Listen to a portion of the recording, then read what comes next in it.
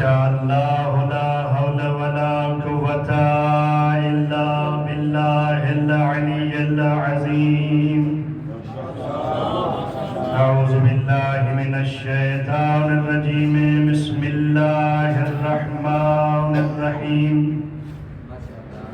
الحمد للہ الذی نزل الفرقان علی عبدہ لِيَكُونَ لِلْعَالَمِينَ نَذِيرًا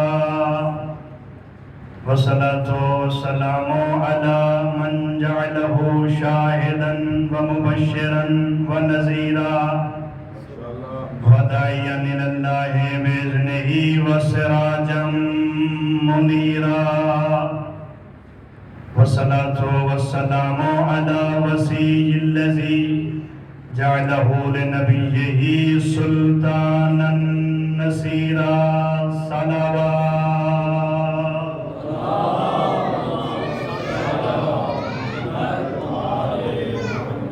وآله الطيبين الطاهرين المعصومين المنتجبين المنتخبين المكرمين ولعنة الله على أعدائهم أجمعين أما بعد فقد قال الله تعالى في كلام الذي جعله قرآنا وفرقانا وتفسيرا بسم الله الرحمن الرحيم ألم تروا أن الله سخر لكم ما في السماوات وما في الأرض وأسبغ عليكم نعمه ظاهرة وباطنة وَمِنَ النَّاسِ مَن يُجَادِلُ فِي اللَّهِ بِغَيْرِ عِلْمٍ وَلَا هُدًى وَلَا كِتَابٍ مُنِيرٍ صلوات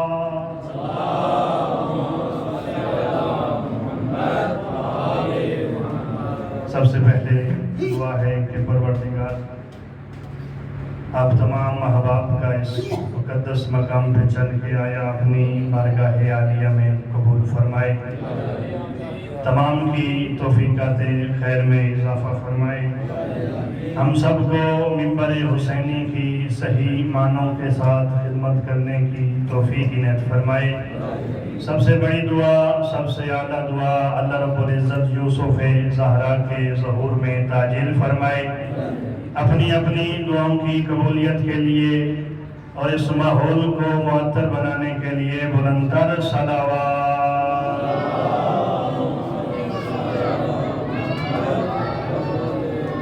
سامعین محترم، موالیان حیدر کرار، میں نے آپ کے سامنے پروردگار کی لا ریب اور بے عیب کتاب میں سے ایک آیت مجیدہ کو پڑھنے کا شرف حاصل کیا ہے،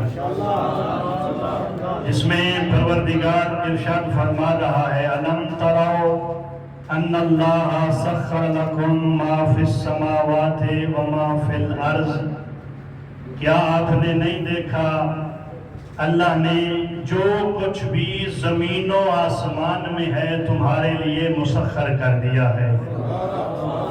وَأَسْبَغَ عَلَيْكُمْ نِعَمَهُ ظَاهِرَةً وَبَاطِنًا، اور پروردگار نے اپنی تمام ظاہری اور تمام باطنی نعمتوں کو تم پر انڈیل دیا ہے۔ وَمِنَ النَّاسِ مَن يُجَادِلُ فِي اللَّهِ بِغَيْرِ عِلْمٍ وَلَا هُدًى وَلَا كِتَابٍ مُنِيرٍ، لوگوں میں سے کچھ ایسے لوگ ہیں جو اللہ کے بارے میں بحث کرتے ہیں، اللہ کے بارے میں گفتگو کرتے ہیں، اللہ کہتا ہے نہ ان کے پاس علم ہوتا ہے، نہ ان کے پاس ہادی ہوتا ہے، نہ ان کے پاس روشن کتاب ہوتی ہے۔ انتہائی توجہ کا طالب ہوں، ایک مرتبہ دوبارہ ترجمہ کرنا چاہتا ہوں۔ ارشاد پروردگار ہو رہا ہے، کیا تم نے نہیں دیکھا کہ اللہ نے تمہارے لیے زمین و آسمان کو مسخر کر دیا ہے؟ انکل محسن، سوال یہ ہے کہ آپ نے آج تک کتنے ایسے لوگ دیکھے ہیں جن کے لیے زمین بھی مسخر ہو گئی ہو اور آسمان بھی مسخر ہو گیا ہو؟ یہ اللہ کی مخصوص ہستیاں ہیں جن کے لیے پروردگار نے زمین کو بھی مسخر کر دیا ہے، آسمان کو بھی مسخر کر دیا ہے کہ بلا وہ ہستیاں جب چاہیں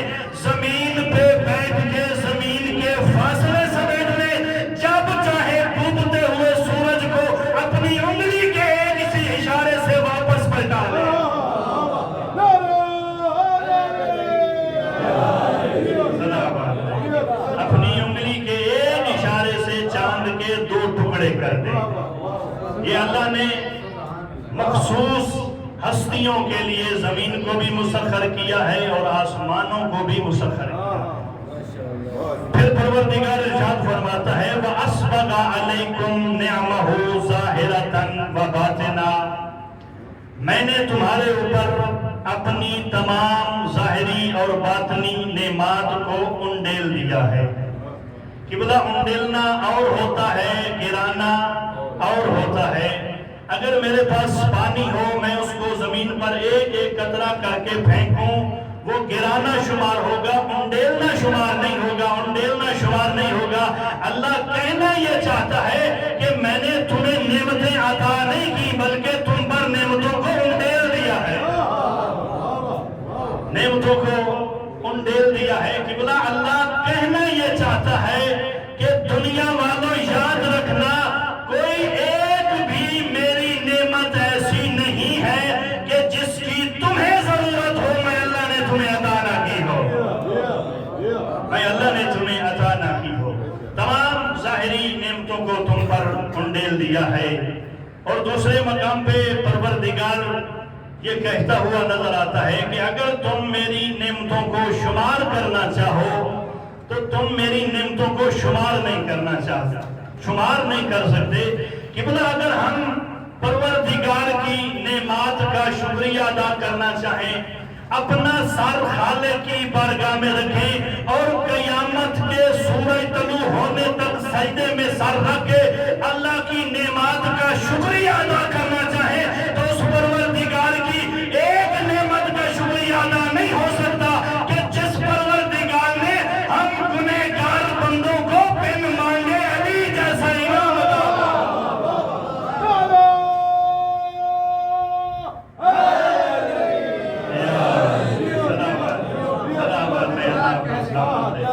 جس نے بن مانگے علی جیسا امام عطا فرمایا۔ اگر ساری کائنات اللہ کی نعمات کا شکریہ ادا کرنا چاہے تو شکریہ ادا نہیں کر سکتی۔ اسی آیت کو ایک شخص امام محمد باقر علیہ السلام کے سامنے تلاوت کی اس آیت کی اور کہا یا ابن رسول اللہ، پروردگار قرآن میں یہ کہتا ہے وَأَسْبَغَ عَلَيْكُمْ نِعْمَهُ ظَاهِرَةً وَبَاطِنًا، میں نے اپنی تمام ظاہری اور باطنی نعمات کو تم پر انڈیل دیا ہے۔ یا ابن رسول اللہ یہ تو بتائیے اس ظاہری نعمت سے مراد کیا ہے؟ تو پیغمبر امام محمد باقر علیہ السلام نے فرمایا فَأَمَّا النِّعْمَةُ الظَّاهِرَةُ فَالنَّبِي، فرمایا ظاہری نعمت سے مراد ہمارا نانا مصطفیٰ ہے۔ اور وہ سوال کرتا ہے یا ابن رسول اللہ اس باطنی نعمت سے کیا مراد ہے؟ تو امام محمد باقر علیہ السلام نے اس شخص کی طرف دیکھا اور دیکھ کے فرمایا فَأَمَّا النِّعْمَةُ الْبَاطِنِيَّةُ فَوِلَایَتُنَا عَلَى الْبَيْتِ، فرمایا اس باطنی نعمت سے مراد ہم آل محمد کی ولایت ہے۔ صدا آباد میں اس باطنی نعمت سے مراد ہم آل محمد کی ولایت ہے۔ قبلہ خوش نصیب ہے وہ بندہ کہ جس کے دل میں آل محمد کی ولایت ہے۔ توجہ فرمانا، انتہائی خوبصورت فرمان امام زین العابدین کا آپ کی سماعتوں کے حوالے کرنے لگا ہوں۔ امام زین العابدین علیہ السلام نے فرمایا تھا من ثبت علی ولایتنا فی غیبت قائمنا، جو بندہ غیبت کے زمانے میں ہم آل محمد کی ولایت پہ ثابت قدم رہے گا، آتاہ اللہ اجر الف شہید، اللہ اس بندے کو 1000 شہید کا اجر عطا فرمائے گا، 1000 شہید کا اجر عطا فرمائے گا۔ خوش نصیب ہیں وہ بندے جن کے دلوں میں آل محمد کی ولایت موجود ہے۔ پیغمبر کی بزم سجی ہوئی تھی، مصطفیٰ مسند نبوت پر جلوہ فگن تھے۔ مصطفیٰ نے اپنے اصحاب کو مخاطب کر کے فرمایا کہ میرے اصحاب تمہیں کیا ہو گیا ہے کہ جب آل ابراہیم کا ذکر آتا ہے تو تمہارے چہرے مسکرا جاتے ہیں، جب آل رسول کا ذکر آتا ہے تو تمہارے چہرے کیوں مرجھا جاتے ہیں؟ تو پیغمبر نے اپنے اصحاب کو مخاطب کر کے فرمایا تھا، میرے صحابہ یاد رکھنا، مجھے قسم ہے اس پروردگار کی جس کے قبضہ قدرت میں محمد کی جان ہے، لو اتی العبد یوم القیامت باعمال 70 نبیا لم یقبل اللہ ذلک حتی یلقا بولایتی و ولایت اہل بیتی۔ اگر قیامت والے دن کوئی بندہ 70 انبیاء جتنے اعمال لے کے اللہ کی بارگاہ میں آ گیا، اللہ اس کے اتنے اعمال قبول نہیں کرے گا جب تک وہ میری اور میری اہل بیت کی ولایت کا اقرار نہیں کرے گا۔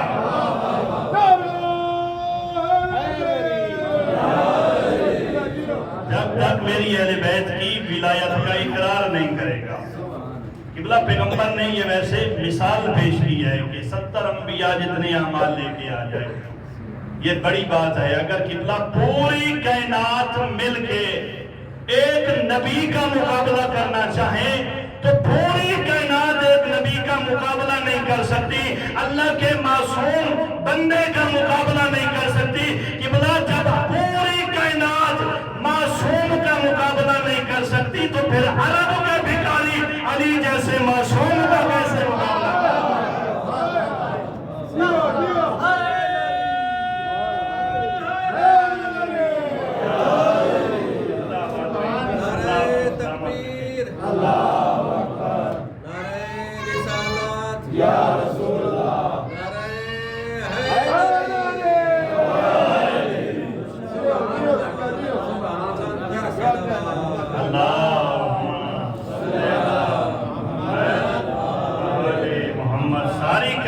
مل جائے علی کا مقابلہ نہیں کر سکتی۔ جس کے دل میں آل محمد کی ولایت ہے وہ خوش قسمت انسان ہے۔ پھر ارشاد پروردگار ہو رہا ہے، معصوم نے قبلہ ولایت کا جملہ کہہ کے آگے بڑھنا چاہتا ہوں۔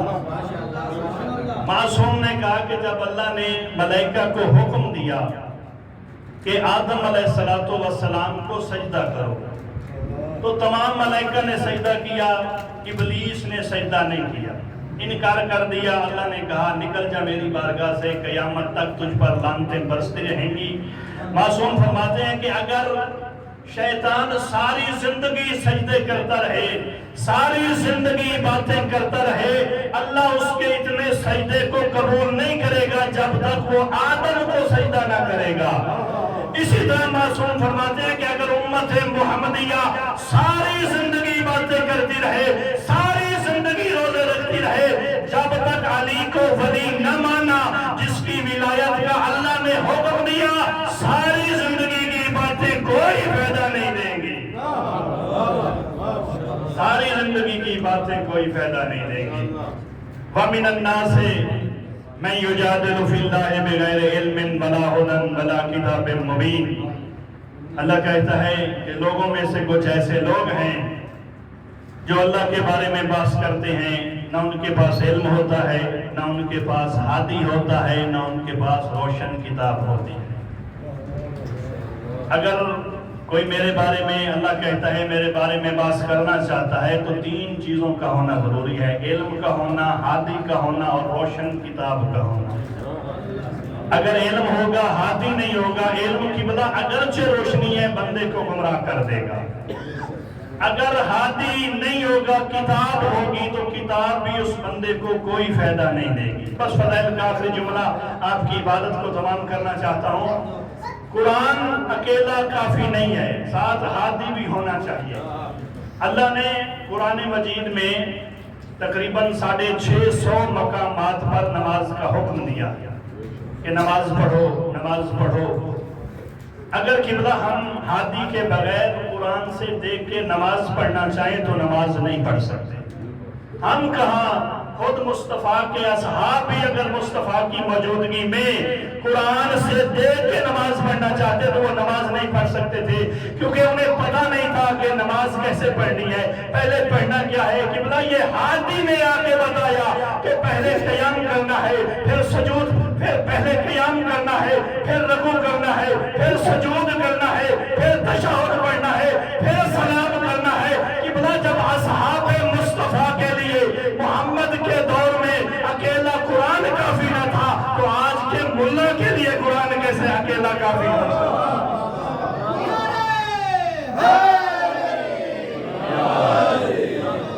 अगर मेरे बारे में बात करना चाहते हो तो इल्म होना चाहिए, साथ हादी भी होना चाहिए, साथ रोशन किताब भी होना चाहिए। अगर हादी नहीं होगा न तुम्हें इल्म फायदा देगा, न तुम्हें कुरान फायदा देगा।